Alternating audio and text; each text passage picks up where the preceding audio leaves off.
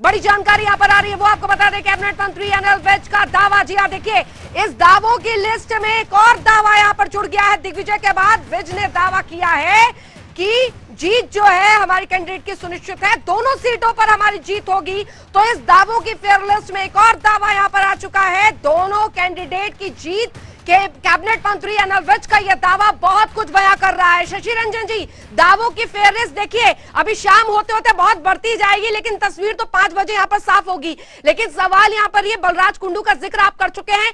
कल कार्तिकेय शर्मा के पिता ने भी बलराज कुंडू से मुलाकात की थी और कार्तिकेय को वोट देने की बात की थी। हालांकि बलराज कुंडू ने इस बात का जिक्र किया था कि मैं इस पर विचार करूंगा। देखिए, बलराज कुंडू वो शख्स है जो अभी जितने 90 विधायक हैं उनमें वो सबसे होशियारी के साथ एक एक बॉल खेल रहे हैं और आखिरी दम तक वो उलझा कर रखना चाहेंगे। और उनके लिए दोनों रास्ते खुले हुए हैं, दोनों तरफ से चाहत है, कार्तिकेय शर्मा की तरफ से भी और कांग्रेस में अजय माकन की तरफ से भी। कुलदीप वत्स भी उनसे मिल चुके हैं, लेकिन उन्होंने किसी को कुछ स्पष्ट नहीं किया है।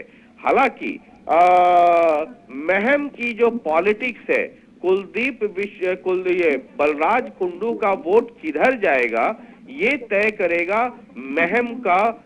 ये तय होगा महम की राजनीति से, क्योंकि वो महम से आते हैं, इंडिपेंडेंट कैंडिडेट हैं और कांग्रेस के कैंडिडेट को, जो दमखम वाले कैंडिडेट रहे हैं वहां से, आनंद सिंह दांगी, उनको हरा करके वो विधानसभा पहुंचे हैं। अब उनके साथ क्या दिक्कत है कि एक तरफ तो बीजेपी और को पहले समर्थन दिया था, फिर कई कारणों या कुछ कारणों की वजह से 36 का आंकड़ा हो गया और उन्होंने सरकार से समर्थन वापस ले लिया और उसके बाद लगातार जो है दोनों के बीच में 36 का आंकड़ा है। अब ये बीजेपी कैंडिडेट के पास जाएंगे नहीं, मतलब अगर कोई डील ना हो जाए या कुछ ना हो जाए, पॉलिटिक्स में कब क्या हो जाएगा कुछ पता नहीं है। दूसरी तरफ जो पॉलिटिक्स है महम की, वो उनको कांग्रेस के तरफ जाने में अड़चने पैदा करेंगे। एक तरफ बीजेपी से जो 36 का आंकड़ा है वो बीजेपी कैंडिडेट की तरफ जाने से अड़चने पैदा करेंगे। तो उनके पास एक ही रास्ता बच जाता है, वो बच जाता है इंडिपेंडेंट कैंडिडेट का।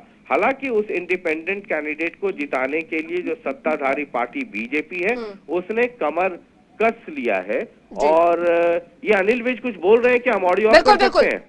ऑडियो इसकी आप करिए सर। ऑडियो नहीं है इसकी, हम कोशिश करेंगे जो बयान अगर वो दे रहे हैं आप कंटिन्यू करिए सर। बलराज कुंडू की जो मैं बात कर रहा था, उनके गणित को समझना होगा।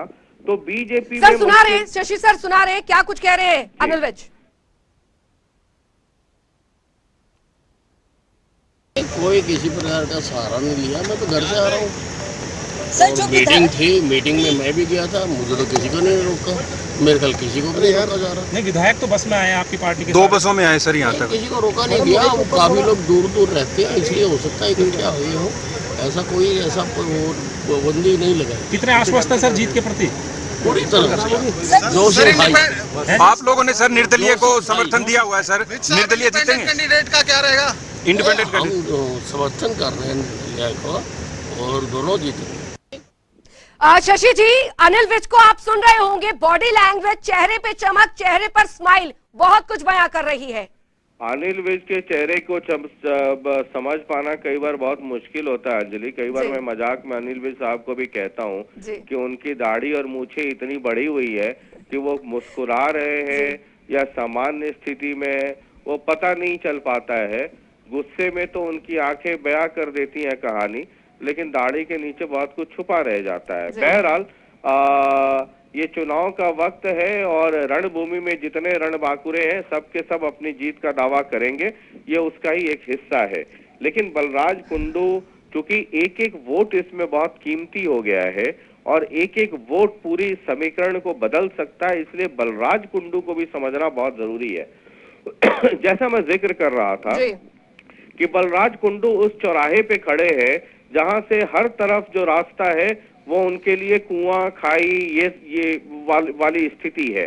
कांग्रेस, मैंने बताया कि उनके लिए मुश्किल ये है कि वहां पे जो महम की जो लोकल पॉलिटिक्स है आनंद सिंह दांगी को हरा के आए। आनंद सिंह दांगी भूपेंद्र सिंह हुड्डा के बहुत करीबी हैं, जी। तो उधर जाना बड़ा मुश्किल है। बिल्कुल। बीजेपी में हालांकि पहले समर्थन दिया था सरकार को, फिर कुछ वो विवाद हुए, कुछ इश्यूज हुए, उसके बाद वो अलग हो गए, फिर वो सरकार से ही मोर्चा लेने लगे, तो उधर भी जाना बड़ा मुश्किल है। वरना लोग कहेंगे कि अभी तक तो बीजेपी और हरियाणा सरकार का विरोध कर रहे थे, अब उनके साथ हो गए।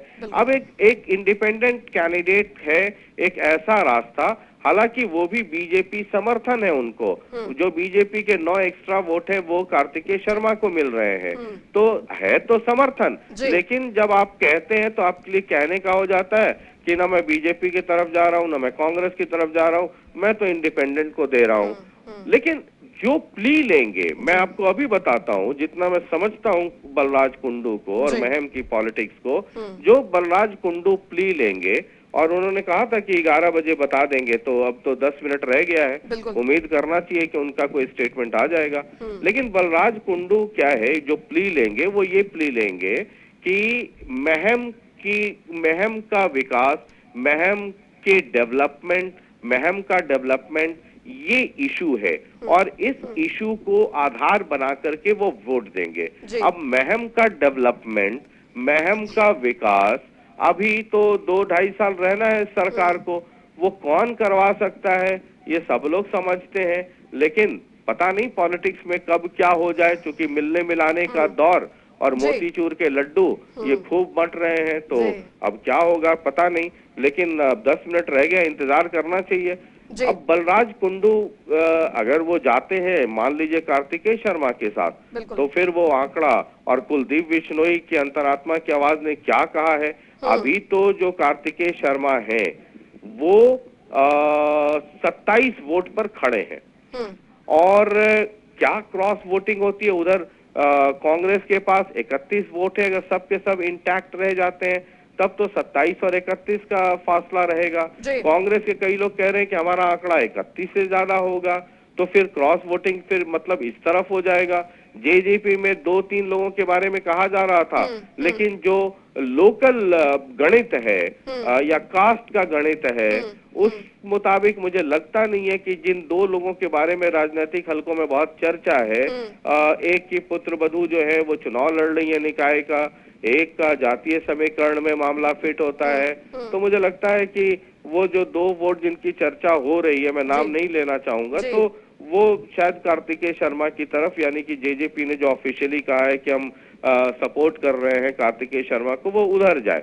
लेकिन येट टू बी सीन, क्योंकि कांग्रेस के हर आदमी ये कह रहा है कि 31 से ज्यादा। अब उसके 2 कारण होते हैं, एक तो कॉन्फिडेंस दिखाना कि भाई हम डरे हुए नहीं हैं, हम आप हमारी सेंधमारी की बात करते हैं, हम जयपुर विधायकों को लेकर के आ गए कि आप ये कहने लगे कि कांग्रेस डर गई और हमारे बीच में कोई कमजोर कड़ी है, हम तो ये कह रहे हैं कि हम 31 से ज्यादा हैं। एक तो ये कॉन्फिडेंस दिखाना और मोराल बूस्ट अप करके रखना। दूसरा, क्या कहीं कोई खेल हो गया है, कहीं कोई इंडिपेंडेंट या किसी दूसरे पार्टी में कोई ऐसा है क्या जो क्रॉस वोट कर रहा है, ये सब पता चलेगा 4-5 बजे के बाद। लेकिन ये तो तय मानिए कि मामला बहुत इंटरेस्टिंग हो गया है।